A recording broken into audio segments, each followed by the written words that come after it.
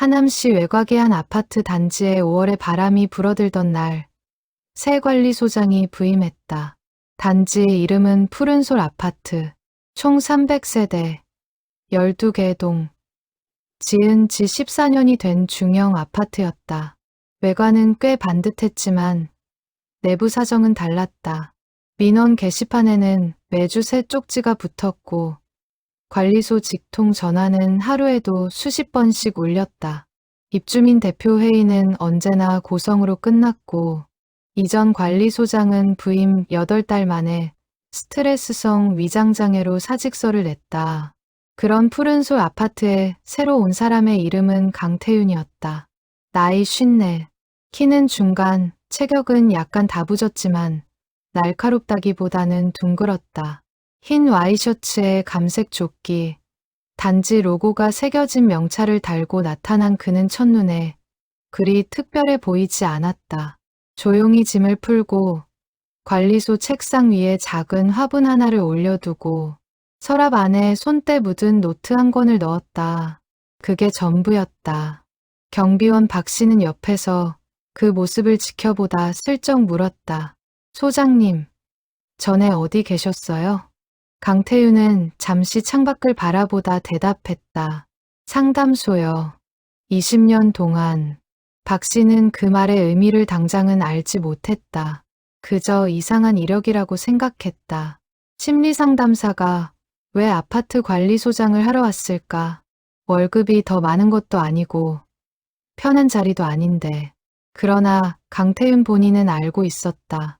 20년 동안 그는 수백 명의 사람들을 만났다. 우울한 사람, 분노한 사람, 외로운 사람, 상처받은 사람. 그들 각자의 이야기를 들었고 그 이야기 속에서 공통점 하나를 발견했다. 사람들의 고통은 대부분 관계에서 시작되었다. 그리고 그 관계는 대부분 아주 작은 공간 안에 갇혀 있었다. 직장, 가족, 그리고 이웃. 아파트는 그 세 가지 관계가 가장 압축적으로 터지는 공간이었다. 위층, 아래층, 왼쪽, 오른쪽, 주차장, 엘리베이터. 매일 얼굴을 마주치면서도 서로를 모르는 사람들. 가깝기 때문에 더 예민하고 예민하기 때문에 더 쉽게 상처 입는 공간. 강태윤은 그곳에서 뭔가를 해보고 싶었다. 상담소 의자 위가 아니라 진짜 삶의 현장에서. 첫날 오후 민원 전화가 울렸다. 그는 수화기를 들었다. 상대방은 숨을 고르더니 폭발하듯 말했다. 위층이요. 밤마다 쿵쿵거려서 못 살겠어요. 이거 사람 사는 거 맞아요? 강태윤은 펜을 들었다. 노트를 펼쳤다. 그리고 차분하게 말했다. 지금 얼마나 힘드셨어요? 상대방은 잠시 멈췄다. 그 짧은 침묵 속에서 민원인은 뭔가 예상과 다른 것을 느꼈다. 항의가 아니라 질문이었다. 해결책이 아니라 공감이었다. 그것이 강태윤의 첫 번째 민원 처리였다. 그날 저녁, 그는 노트에 한 줄을 적었다. 이 아파트에는 화가 많은 사람들이 산다. 그 화는 대부분 무서움이다. 봄바람이 관리소 창문 틈으로 가늘게 스며들었다. 강태윤은 화분의 잎을 가볍게 쓰다듬으며 오래된 습관처럼 혼자 중얼거렸다. 시작이구나. 그로부터 사흘이 지나지 않아 푸른솔 아파트의 첫 번째 큰 사건이 터졌다. 아홉동 524호와 525호 사이의 전쟁이었다. 발단은 주차였다. 그러나 원인은 그보다 훨씬 깊은 곳에 있었다. 강태윤은 그것을 알고 있었다. 아직 아무도 그에게 설명하지 않았지만 그는 이미 민원 기록지를 모두 읽었다. 두 세대 사이의 신고 이력은 지난 6개월 동안 17번이었다. 주차 2번, 소음 5번, 반려동물 3번, 재활용 쓰레기 2번, 복도 짐 방치 2번, 창문 너머 고성 2번, 그리고 상호 욕설 신고 1번. 숫자가 말해주고 있었다. 이건 주차 문제가 아니다. 이건 두 가족의 이야기다. 강태윤은 노트를 집어들고 자리에서 일어났다. 9동으로 걸어가면서 그는 속으로 생각했다. 첫 번째 단추를 잘 끼워야 한다. 5월의 저녁 햇살이 아파트 외벽을 붉게 물들이고 있었다. 어딘가에서 아이의 웃음소리가 들렸다가 사라졌다. 강태윤은 엘리베이터 버튼을 눌렀다. 그의 얼굴에는 긴장이 없었다. 다만 조용한 집중이 있었다. 20년간 수없이 해왔던 그 표정, 상담실 문을 열기 직전에 짓던 바로 그 표정이었다. 9동 524호의 문을 먼저 두드린 것은 강태윤 쪽이었다. 문을 열고 나온 사람은 40대 중반의 남성이었다. 이름은 나중에 알았다. 오민석. 중소기업 영업직이었고 매일 밤 늦게 귀가하는 탓에 주차 자리가 항상 부족했다. 얼굴에는 만성 피로가 깊이 새겨져 있었다. 눈 밑이 어두웠고 목소리에는 긴장이 배어 있었다. 소장님이세요? 왔으면 먼저 저 집을 가야죠. 저 사람이 문제예요. 강태윤은 고개를 가볍게 끄덕였다. 그러나 그 자리에서 바로 옆집으로 가지 않았다. 신발을 보았다. 현관 앞에 놓인 신발들 중 어린이 운동화 2켤레가 있었다. 아이들 있으시죠? 오민석은 잠깐 당황했다. 네, 초등학교 다녀요. 피곤하시겠어요. 늦게 들어오시는 것 같던데. 한 마디였는데 오민석의 어깨가 미세하게 내려갔다. 그는 아무 말도 하지 않았다. 그러나 그 침묵은 분노의 침묵이 아니었다. 뭔가를 인정하는 침묵이었다. 강태윤은 말을 이었다. 주차 문제, 제가 한번 들어볼게요. 그런데 오 선생님, 혹시 이웃이랑 처음부터 이러셨던 건 아니죠? 오민석의 눈이 흔들렸다. 사실이었다. 처음부터 싸운 게 아니었다. 처음에는 그냥 이웃이었다. 인사도 했다. 어쩌다 한번 복도에서 마주치면 고개를 끄덕이는 정도였지만 그게 전부였을 뿐 특별히 나쁜 감정은 없었다. 첫 충돌은 1년 반 전이었다. 오민석이 늦게 귀가하면서 옆집 지정구역에 차를 잠깐 댄 것이 발단이었다. 옆집 남자, 그러니까 525호의 최준혁이 다음 날 아침 쪽지를 붙여놓았다. 쪽지 내용이 문제였다. 정중하지 않았다. 짧고 날카로웠다. 오민석은 그 쪽지를 받고 자존심이 상했다. 그 이후로 두 가족은 서로를 감시하기 시작했다. 작은 것 하나하나가 전부 문제가 됐다. 아이들 뛰는 소리, 쓰레기 분리수거 날짜, 복도에 잠깐 내놓은 택배 상자. 어느 순간부터 두 집은 서로의 민원 전문 신고자가 되어 있었다. 강태윤은 그 이야기를 들으면서 노트에 적었다. 오민석이 말을 마치자 그는 잠깐 고개를 들었다. 그 쪽지, 아직 있으세요? 오민석은 멈칫하더니 서랍에서 구겨진 쪽지 하나를 꺼냈다. 1년 반 동안 그것을 버리지 않고 있었다. 강태윤은 속으로 생각했다. 버리지 못했다는 것은 그게 아직 해결되지 않은 상처라는 뜻이다. 고맙습니다. 잘 들었어요. 그는 자리에서 일어났다.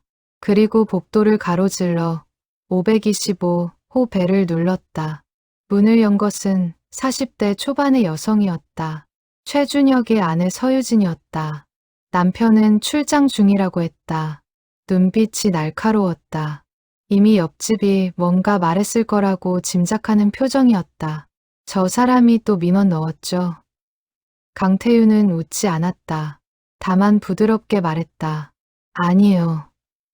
제가 먼저 왔어요. 그 한마디에 서유진의 경계심이 조금 흔들렸다. 강태윤은 천천히 이야기를 이어갔다. 옆집 이야기를 하지 않았다. 서유진의 이야기를 먼저 물었다. 이 아파트에 얼마나 사셨어요? 아이는요. 남편분 자주 자리 비우시죠. 힘드시겠다. 서유진은 처음에 짧게 대답했다. 그러다가 조금씩 말이 많아졌다. 남편이 자주 없는 집, 혼자 아이를 키우는 무게, 아파트 생활에서 오는 예민함. 그리고 1년 반 전 자신이 쓴 그 쪽지를 지금도 가끔 후회한다는 것까지. 제가 좀 심하게 썼죠. 그냥 그날 너무 지쳐 있었어요. 강태윤은 조용히 고개를 끄덕였다. 그랬군요. 그것으로 충분했다. 해결책을 제시하지 않았다. 누가 잘못이라고 판단하지 않았다. 그저 들었다. 그날 밤 강태윤은 두 세대의 기록을 정리하며 노트에 적었다. 쪽지 한 장이 두 가족을 1년 반 동안 싸우게 했다. 그 쪽지의 무게는 몇 글자가 아니라 그날 서유진이 얼마나 지쳐 있었는가였다. 그리고 오민석은 그것을 몰랐다. 며칠 후 강태윤은 두 집을 따로 만났다. 상대방의 상황을 직접 전하지 않고 간접적으로 스며들게 했다. 오민석에게는 말했다. 옆집도 참 힘든 상황이에요. 아내분 혼자 많이 버티시더라고요. 서유진에게는 말했다. 옆집 아저씨, 밤늦게 들어오면서 자기 자리 없을 때 얼마나 막막할까요? 두 사람 모두 아무 말 없이 시선을 내렸다. 그것으로 주차 전쟁은 조용히 끝났다. 쪽지도 없었고 사과 편지도 없었다. 그냥 어느 날부터인가 두 집은 복도에서 마주칠 때 가볍게 눈을 마주치기 시작했다. 그리고 오민석은 늦게 들어오는 날이면 조금 더 먼 곳에 차를 댔다. 아무도 강요하지 않았지만 강태윤은 그것을 창문 너머로 보며 흐뭇하게 혼자 고개를 끄덕였다. 해결이 아니야. 이해가 된 거지. 푸른솔 아파트에서 가장 많이 접수되는 민원은 단연 층간소음이었다. 강태윤이 부임한 첫 달에만 총 11건이 접수됐다. 그중 가장 반복적인 민원은 6동 703호에서 올라오는 것이었다. 아래층 603호의 박순남, 62살 여성이 매주 평균 2번씩 관리소에 전화했다. 위층이 밤에 뭘 하는 건지. 쿵쿵 소리가 자정이 넘어서까지 나요. 잠을 못 자겠어요. 강태윤은 첫 주에는 위층에 안내문을 넣었다. 표준적인 절차였다. 위층은 703호. 20대 후반의 청년 홀로 사는 집이었다. 이름은 윤재호. 안내문을 넣은 다음 날 잠깐 소음이 줄었다. 그러나 사흘 만에 다시 민원이 왔다. 강태윤은 이번에는 직접 올라갔다. 윤재호가 문을 열었다. 머리가 헝클어져 있었고 눈이 충혈되어 있었다. 낮 2시인데 방금 일어난 표정이었다. 죄송해요. 소리 줄이려고 했는데 강태윤은 집 안을 힐끗 보았다. 거실에 헬스 기구가 있었다. 덤벨, 요가 매트, 그리고 줄넘기. 운동을 밤에 하시는군요. 네, 낮엔 일하거든요. 야간 편의점 알바라서. 강태윤은 잠시 생각했다. 밤에 일하고 아침에 자고 낮에 일어나면 그게 밤이 되는 거군요. 윤재호는 멋쩍게 웃었다. 아래층 할머니가 많이 힘드시죠? 저도 알아요. 근데 저도. 그는 말끝을 흐렸다. 강태윤은 의자에 앉았다. 서두르지 않았다. 요즘 어떻게 지내요? 뜬금없는 질문이었다. 윤재호는 눈을 깜빡였다. 그러다가 천천히 이야기가 나왔다. 원래 낮에 다니던 직장을 그만뒀다. 이유는 말하지 않았지만 눈빛이 말해줬다. 야간 알바를 하면서 운동으로 뭔가를 풀고 있었다. 잠이 안 왔다. 자정이 넘으면 특히 더 잠이 안 와서 몸을 움직였다. 강태윤은 고개를 끄덕였다. 판단하지 않았다. 재호 씨, 한 가지만 부탁드릴게요. 운동은 계속 하세요. 대신 줄넘기랑 덤벨은 자정 이전에 끝내주시겠어요? 그 시간 이후엔 요가 매트 위에서 스트레칭만요. 그리고 아래층 박순남을 만났다. 62살의 박순남은 강태윤이 들어서자마자 쏟아냈다. 그 청년이 언제까지 그럴 건지, 아래 집에 사람 산다는 걸 아는 건지. 강태윤은 천천히 자리에 앉았다. 할머니, 밤에 소리 들으면 어떠세요? 무섭죠. 누가 싸우는 건지, 뭘 던지는 건지. 바로 거기였다. 강태윤은 노트에 밑줄을 그었다. 소음 자체가 아니라 소음이 만들어내는 상상이 문제였다.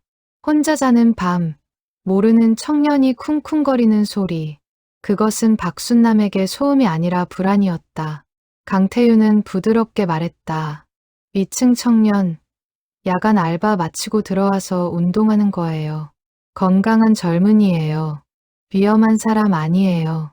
박순남이 눈을 깜빡였다. 알바를요? 네. 혼자 살면서 잠도 잘 못 자고 있어요. 할머니 힘드신 것처럼 저 청년도 요즘 좀 힘들어요. 그 한마디 후 박순남은 오래 침묵했다. 그로부터 2주 후 강태윤은 엘리베이터 앞에서 작은 장면을 목격했다. 박순남이 윤재호와 마주쳤다. 윤재호가 먼저 꾸벅 고개를 숙였다. 박순남은 잠깐 멈추더니 비닐봉지에서 귤 2개를 꺼내 그에게 내밀었다. 밥은 제대로 먹고 다녀요. 윤재호의 눈이 살짝 붉어졌다. 강태윤은 멀찍이서 그 장면을 보며 자리를 피했다. 그런 순간들은 목격자 없이 두는 게 더 좋았다. 그날 노트에 적었다. 소음 민원의 절반은 소리가 문제가 아니다. 소리가 만들어내는 이야기가 문제다. 그 이야기를 바꿔주면 소리가 달라진다. 푸른솔 아파트에는 강아지를 키우는 세대가 32집이었다. 그중 가장 말이 많은 집은 3동 211호였다. 211호의 황미숙, 50대 초반의 여성은 말티즈를 2마리 키우고 있었다. 문제는 그 말티즈들이 복도에서 짖는 것이었다. 이른 아침 산책 시간에 엘리베이터 앞에서, 복도에서, 심지어 계단통에서도 짖었다. 옆집, 위층, 아래층 모두에서 민원이 들어왔다. 황미숙은 매번 같은 말을 했다. 애들이 원래 이래요. 어쩌라고요. 강태윤은 처음에 반상회를 통해 공지를 냈다. 반려동물 공동주택 예절에 관한 안내문이었다. 황미숙은 그 안내문을 복도 게시판에서 보더니 콧방귀를 뀌며 지나쳤다. 직접 찾아가야 했다. 황미숙의 집 문을 열자마자 2마리의 말티즈가 뛰어나왔다. 짖지 않았다. 꼬리를 흔들었다. 강태윤은 무릎을 구부려 녀석들의 머리를 쓸어주었다. 귀엽네요. 이름이 뭐예요? 황미숙은 경계하던 눈빛이 살짝 풀렸다. 하나는 보기, 하나는 소리요. 오래됐어요? 보기는 8년, 소리는 5년이요. 강태윤은 소파 옆에 자리를 잡았다. 강아지들이 그의 무릎 위로 올라오려 했다. 그는 막지 않았다. 이웃분들이 짖는 소리 때문에 많이 힘들어 하시더라고요. 혹시 황 선생님도 아시죠? 알죠. 근데 걔가 짖는 건 당연한 거 아닌가요? 강태윤은 곧바로 반박하지 않았다. 맞아요. 당연한 거죠. 근데 황 선생님, 이웃분들 입장에서 생각해보면 어떨까요? 아침 일찍 문 열었는데 갑자기 짖으면 특히 나이 드신 분들은 깜짝 놀라시거든요. 황미숙은 팔짱을 끼고 침묵했다. 저 선생님한테 나쁜 사람 되는 거 불편하지 않으세요? 그것이 핵심이었다. 황미숙은 나쁜 사람이 되고 싶지 않았다. 다만 자신의 방식으로 살고 싶었고, 그게 이웃에게 민폐가 된다는 것을 인정하면 자신이 틀렸다고 인정하는 것 같아서 버텼다. 강태윤은 계속 말했다. 나쁜 게 아니에요. 다만 보기랑 소리가 조금만 훈련이 되면 황 선생님도 편하고 이웃도 편하고 강아지도 편해지거든요. 훈련이요? 엘리베이터에서 낯선 사람 만날 때 짖지 않게 하는 훈련이요. 어렵지 않아요. 제가 방법 알려드릴게요. 황미숙의 표정이 미묘하게 변했다. 혼내러 온 사람이 아니었다. 돕겠다는 사람이었다. 그로부터 한 달 동안 강태윤은 일주일에 한 번씩 황미숙에게 간단한 방법을 알려줬다. 짖을 때 간식으로 주의를 돌리는 방법, 낯선 사람을 만날 때 리드줄을 짧게 잡는 방법, 복도에서는 안아서 이동하는 방법. 황미숙은 처음에 귀찮아했다. 그러나 어느 날 엘리베이터 앞에서 옆동 할아버지가 말을 걸어왔다. 아이고, 강아지들이 요새 참 얌전해졌네요. 귀엽기만 하네. 황미숙은 그날 관리소에 와서 귤 한 봉지를 두고 갔다. 아무 말도 하지 않고 강태윤은 그 귤을 보며 잠시 생각했다. 사람은 자기가 변하고 있다는 걸 스스로 인정하기 어렵다. 그러나 타인이 알아봐주는 순간 그 변화가 단단해진다. 노트에 적었다. 갈등은 나쁜 사람 대 좋은 사람의 싸움이 아니다. 대부분은 이해받지 못한 사람들의 충돌이다. 아파트에서 가장 좁고 가장 어색한 공간은 엘리베이터였다. 사람들은 엘리베이터 안에서 어디를 봐야 할지 몰랐다. 버튼을 눈여겨보거나 핸드폰을 꺼내거나 그냥 문을 응시했다. 옆 사람과 눈이 마주치면 고개를 끄덕이거나 애써 외면하거나 둘 중 하나였다. 강태윤은 매일 아침 그 엘리베이터를 탔다. 그는 관찰했다. 누가 먼저 타고 있을 때 나중에 탄 사람은 어디를 보는가? 아이와 함께 탄 부모는 어떤 표정을 짓는가? 반려견을 아는 사람은 얼마나 조심스러운 눈빛을 하는가? 그러던 어느 날 아침 8시에 엘리베이터에서 사건 하나가 일어났다. 5동 283호의 조성란, 40대 초반의 직장. 여성과 821호의 임노인, 75살의 할아버지가 엘리베이터에서 마주쳤다. 사건의 내용은 단순했다. 임노인이 들고 있던 큰 짐 보따리가 조성란의 코트 소매에 닿았고 조성란이 짜증 섞인 목소리로 말했다. 죄송하지만 좀 주의해 주세요. 임노인은 얼른 보따리를 당겼다. 그러나 순간 균형을 잃고 벽을 잡았다. 아무 말도 하지 않았다. 그 뒤로 임노인은 한 달 내내 그 엘리베이터를 타지 않았다. 계단을 이용했다. 7층이었다. 그것을 알아차린 사람은 강태윤 뿐이었다. 어느 날 저녁 강태윤은 계단통에서 임노인을 마주쳤다. 숨이 차 있었다. 어르신, 엘리베이터 안 타세요? 임노인은 잠시 망설이다 말했다. 귀찮게 하면 안 되지 않나. 강태윤의 가슴이 조용히 내려앉았다. 75짜리 노인이 한 달 동안 매일 7층 계단을 오르내렸다. 귀찮게 하지 않으려고. 강태윤은 그날 조성란을 찾아갔다. 무작정 따지지 않았다. 먼저 물었다. 그날 엘리베이터에서 있었던 일, 혹시 기억하세요? 조성란은 고개를 갸웃했다. 기억이 없었다.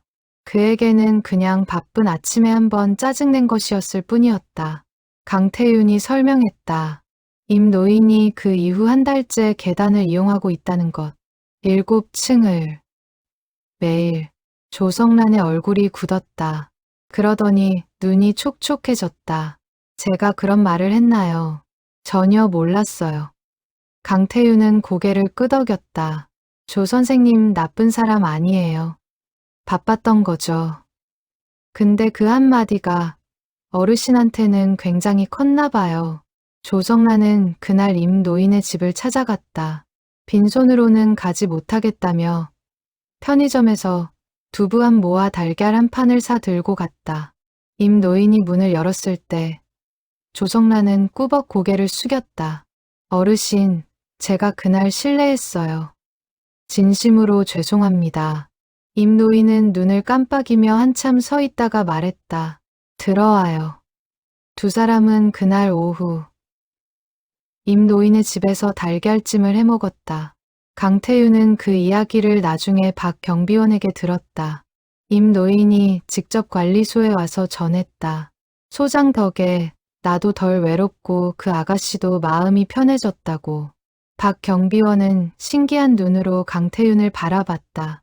소장님, 어떻게 그걸 다 아세요? 강태윤은 웃으며 대답했다. 보거든요. 노트에는 이렇게 적혔다. 아파트에서 가장 많은 상처가 만들어지는 곳은 관리사무소가 아니라 엘리베이터다. 그 좁은 공간에서 오가는 말 한마디. 눈빛 하나가 누군가의 하루 전체를 바꿀 수 있다. 푸른솔 아파트의 재활용 쓰레기 분리수거장은 매주 화요일과 금요일에 열렸다. 그리고 매주 화요일과 금요일마다 수거장 앞에서는 작은 전쟁이 벌어졌다. 가장 자주 문제를 일으키는 것은 비닐류와 플라스틱의 혼합 배출이었다. 규정대로라면 분리해야 했지만 몇몇 세대가 섞어서 버렸다. 그것을 두고 입주민들끼리 서로를 탓하는 민원이 끊이질 않았다. 강태윤은 첫 달에 분리수거 안내문을 새로 제작해 게시판에 붙였다. 그러나 안내문은 일주일도 못 가 다른 공지에 덮였다. 다음 달에는 분리수거 날마다 관리소 직원 최 씨가 직접 나가서 옆에 서 있도록 했다. 그러자 분리수거가 확실히 나아졌다. 그러나 직원이 없으면 다시 원래대로 돌아갔다.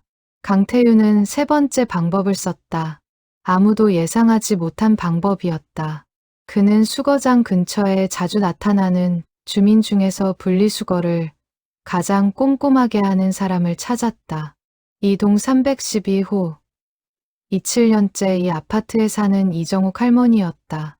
71살. 아침마다 산책 겸 분리수거장에 들렀고 잘못 버려진 것이 있으면 혼자 분리해서 다시 넣었다. 아무도 부탁하지 않았는데도 강태윤은 이정욱 할머니를 관리소로 초대했다. 할머니, 혹시 제가 부탁드려도 될까요? 뭐려? 분리수거장 근처에서 좀 도와주실 수 있을까요? 공식으로요. 그리고 제가 주민 여러분께 소개를 드리고 싶어요. 우리 아파트 분리수거 지킴이 어르신이라고. 이정욱 할머니는 어리둥절했다. 내가요? 그냥 버리는 것 좀 정리하는 거지. 할머니가 27년 동안 그냥 하신 일이 다른 사람들한테는 엄청 어려운 일이에요. 이정욱 할머니는 눈을 내리깔았다가 천천히 고개를 끄덕였다. 그로부터 강태윤은 반상회에서 이정욱 할머니를 정식으로 소개했다. 박수가 나왔다. 할머니는 처음에 쑥스러워했다. 그러나 이후로 분리수거장에 나갈 때의 발걸음이 달라졌다. 조금 더 당당했다. 입주민들도 달라졌다. 이정욱 할머니를 알고 나서 잘못 버리는 일이 눈에 띄게 줄었다. 규정이 두려워서가 아니었다. 이정욱 할머니에게 면목 없어서였다. 강태윤은 그 변화를 보며 노트에 적었다. 규칙은 두려움을 만들지만 사람은 관계를 만든다. 이정욱 할머니 한 명이 공지 10장보다 낫다. 그리고 한 줄 더. 가장 좋은 관리는 관리하지 않는 것처럼 보이는 것이다. 여름이 깊어가던 7월의 일이었다. 강태윤은 이상한 것을 하나 눈치챘다. 12동 915호에서 2달째 아무 움직임이 없었다. 전기 사용량도 거의 없었다. 우편함에는 광고지가 쌓였다. 그러나 공식적으로 공실이 된 세대는 아니었다. 입주민 명부에는 최원배 78세라고 적혀 있었다. 강태윤은 경비원 박 씨에게 물었다. 915호 어르신, 언제 봤어요? 박 씨는 이마를 긁었다. 오래됐는데요. 한 달 이상 된 것 같아요. 강태윤은 그날 오후 915호 앞에 섰다. 벨을 눌렀다. 응답이 없었다. 한 번 더. 역시 없었다. 그는 노크를 했다. 문 너머가 고요했다. 관리소로 내려와 연락처를 찾았다. 비상연락처에는 딸 이름과 전화번호가 있었다. 경기도 외곽 거주. 강태윤은 전화를 걸었다. 딸. 최현정이 전화를 받았다. 아버지요? 요양원에 계세요. 2달 됐어요. 강태윤은 마음이 조용히 무거워졌다. 혼자 들어가셨어요? 제가 데려다 드렸죠. 갑자기 많이 안 좋아지셔서요. 아, 네. 짐은요? 아직 정리를 못했어요. 저도 바빠서. 전화를 끊고 강태윤은 잠시 창밖을 보았다. 최원배 어르신의 집은 2달째 비어 있었다. 아무도 몰랐다. 아무도 이상하게 생각하지 않았다. 이웃들은 그가 사라진 것을 알아채지 못했다. 그것이 슬펐다. 아파트라는 공간은 가장 가까운 거리에 있으면서 동시에 가장 멀리 있을 수 있는 공간이었다. 누가 사라져도, 누군가 아파도, 누군가 힘들어도 모른다. 문을 닫으면 그만이었다. 강태윤은 반상회에 새 안건 하나를 올렸다. 제목은 단순했다. 우리 이웃서로 확인하기. 거창한 프로그램이 아니었다. 다만 같은 층에 사는 이웃 중에 혼자 사는 어르신이 있다면 이틀에 한 번씩 복도에서 마주치지 않으면 가볍게 문자 한 통이라도 하자는 것이었다. 처음에는 반응이 없었다. 강태윤은 포기하지 않았다. 그는 혼자 사는 어르신 세대 목록을 만들었다. 19세대였다. 그중 가장 가까운 이웃 세대들에게 조용히 이야기를 했다. 부탁이 아니라 이야기였다. 915호 최원배 어르신 이야기를 했다. 2달을 아무도 몰랐다는 이야기를. 그것으로 충분했다. 19세대 중 15세대 옆집에서 자발적으로 연락처를 교환했다. 석 달 후, 그중 한 세대에서 실제로 어르신이 아침에 넘어진 것을 이웃이 먼저 발견해 병원에 연락했다. 강태윤은 그 소식을 들은 날 관리소 의자에 조용히 앉아 있었다. 박 경비원이 물었다. 소장님, 괜찮으세요? 네, 그냥 다행이다 싶어서요. 노트에는 이렇게 적혔다. 관리한다는 것은 건물을 관리하는 것이 아니다. 그 안에 사는 사람들이 서로를 볼 수 있도록 돕는 것이다. 강태윤이 부임하기 전 푸른솔 아파트의 반상회는 평균 참석률이 12%였다. 300세대 중 36집만 나왔다. 그나마도 대부분 항의하러 온 사람들이었다. 관리비 인상, 주차 문제, 청소 불만. 회의는 매번 고성으로 끝났고 관리소장은 그 자리에서 일방적으로 욕을 먹었다. 이전 소장이 위장장애를 얻은 것도 반상회 직후였다. 강태윤은 첫 반상회를 앞두고 오랫동안 준비했다. 준비한 것은 발표 자료가 아니었다. 그는 입주민 한 명 한 명을 만났다. 반상회 전 2주 동안 각 동을 돌며 이야기를 나눴다. 무슨 이야기냐 하면 그냥 이야기였다. 아파트 생활에서 좋았던 것, 불편했던 것, 바라는 것. 그 과정에서 그는 중요한 것을 발견했다. 입주민들이 화가 난 이유는 대부분 하나였다. 자신의 이야기를 들어주는 사람이 없다는 것. 관리소는 민원 처리 창구였지 대화 공간이 아니었다. 누군가 화가 나서 전화하면 규정을 읊어주고 뭔가 고장나면 수리 신청을 받고 그게 전부였다. 그 사이에서 사람들은 조금씩 소외됐다. 반상회 당일 강태윤은 회의실 앞에 작은 테이블을 하나 놓고 커피를 뒀다. 사람들이 들어오면서 의아한 표정을 지었다.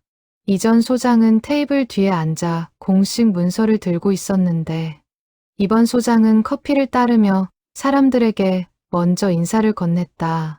어서 오세요. 추운데 고생하셨어요. 사람들이 어색하게 자리를 잡았다. 회의 시작 전 강태윤은 말했다. 오늘은 제가 말하는 게 아니라 여러분 말씀을 들으려고 합니다. 뭐든 편하게 말씀해 주세요. 처음 10분은 조용했다. 그러다가 오동의 이철수 씨가 손을 들었다. 지하 주차장 조명이 너무 어두워요. 강태윤은 바로 받아 적었다. 감사합니다. 이번 주 안에 확인하겠습니다. 그 한마디에 분위기가 달라졌다. 또 한 명이 말했다. 또 한 명이 손을 들었다. 불만이 쏟아지기 시작했지만 이상하게 고성이 아니었다. 강태윤이 하나하나 받아 적고 고개를 끄덕이고 확인하겠다고 말했기 때문이었다. 한 할머니가 손을 들었다. 그냥 이런 자리가 자주 있으면 좋겠어요. 강태윤은 그 말을 가장 크게 받아 적었다. 회의가 끝날 즈음 그는 말했다. 다음 달에도 이 자리에서 뵙겠습니다. 오늘 말씀해 주신 것들 하나하나 다 보고 드릴게요. 그 다음 달 반상회 참석률은 31%였다. 그 다음은 42%. 반년 후에는 68%까지 올랐다. 그리고 신기한 일이 일어났다. 반상회에서 항의가 줄었다. 대신 제안이 늘었다. 주민들이 스스로 아이디어를 내기 시작했다. 단지 꽃밭 가꾸기, 무인 도서관 설치, 어르신 건강 체조 모임. 전부 주민들이 먼저 제안한 것이었다. 강태윤은 그것들을 모두 지원했다. 노트에 적었다. 사람들은 관리받고 싶은 게 아니다. 참여하고 싶은 것이다. 그 문을 열어주는 것이 진짜 관리다. 여름이 지나고 가을이 왔다. 강태윤이 부임한 지 5달이 지났다. 푸른솔 아파트는 조금씩 달라지고 있었다. 민원 건수가 줄었다. 반상회가 활발해졌다. 엘리베이터 안에서 인사를 나누는 사람들이 늘었다. 그런데 아무도 몰랐다. 강태윤이 왜 20년의 상담사 경력을 접고 이 아파트에 왔는지. 박 경비원이 처음으로 그것을 물었다. 어느 가을 저녁, 관리소 앞 벤치에 나란히 앉아 있을 때였다. 소장님, 솔직히 궁금한 게 있어요. 뭔데요? 왜 상담사 그만두고 여기 오셨어요? 여기보다 좋은 데 가셨을 것 같은데. 강태윤은 오래 대답하지 않았다. 하늘을 올려다봤다가 단지를 둘러보다가 조용히 말했다. 제가 이 아파트 출신이에요. 박 경비원이 눈을 크게 떴다. 이 아파트요? 비슷한 아파트요. 이곳은 아니지만 어릴 때 비슷한 데 살았어요. 재개발로 없어진 아파트. 강태윤은 잠시 말을 멈췄다. 아버지가 층간소음 때문에 위층이랑 크게 싸운 적이 있어요. 제가 중학교 때 경찰까지 왔어요. 박 경비원은 조용해졌다. 그 이후로 아버지랑 위층 아저씨가 서로 눈도 안 마주치고 3년을 살았어요. 같은 아파트에서 엘리베이터에서 마주치면 한쪽이 계단으로 내려갔고 재활용 쓰레기 버리러 갔다가 마주치면 그냥 들고 올라오고 그는 웃음 없이 말을 이었다. 그 3년이 얼마나 무거웠는지 어린 저도 알았거든요. 집에 들어오면 뭔가 눌린 것 같은 공기. 나갈 때마다 위층이랑 마주칠까봐 두리번거리는 아버지. 박 경비원은 아무 말도 하지 않았다.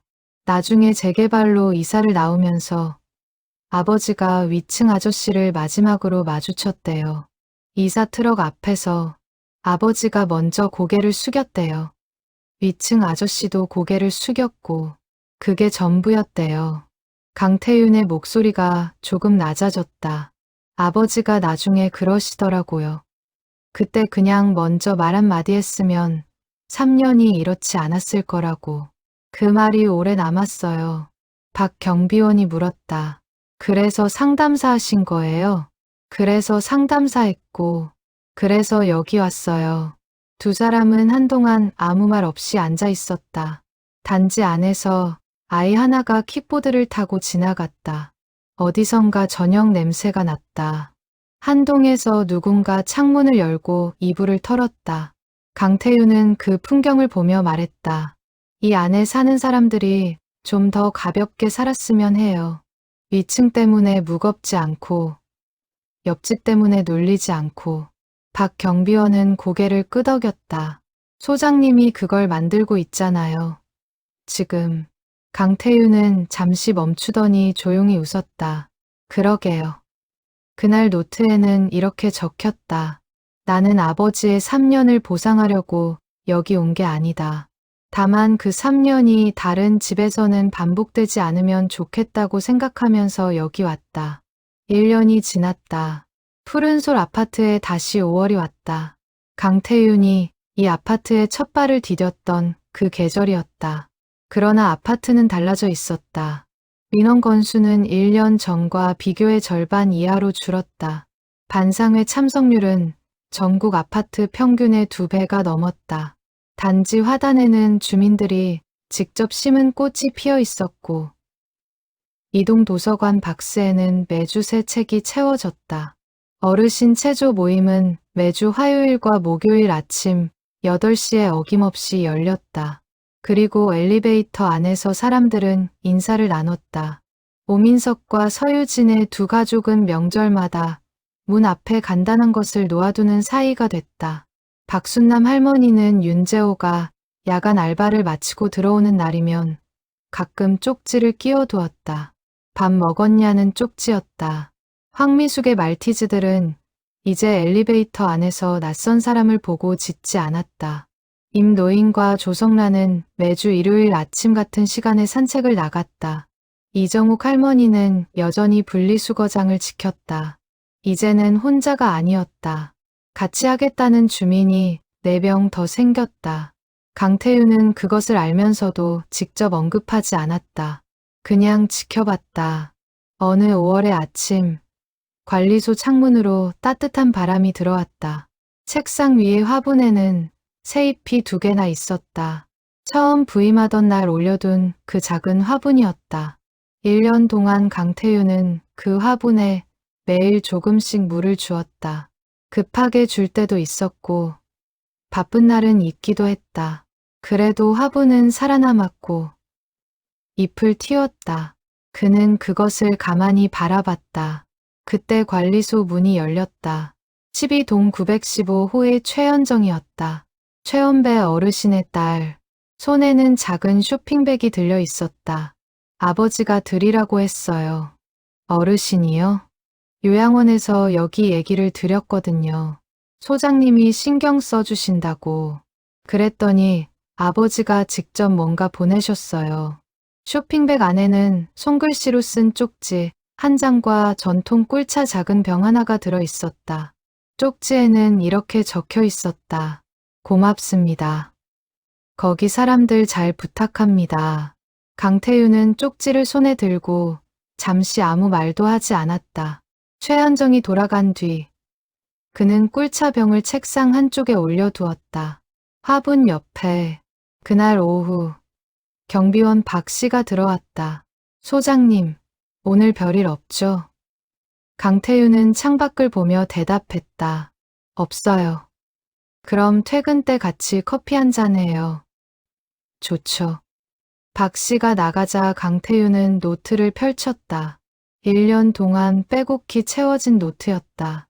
층간소음, 주차 분쟁, 강아지, 엘리베이터, 분리수거, 빈집, 반상회, 수십 명의 이름과 이야기들.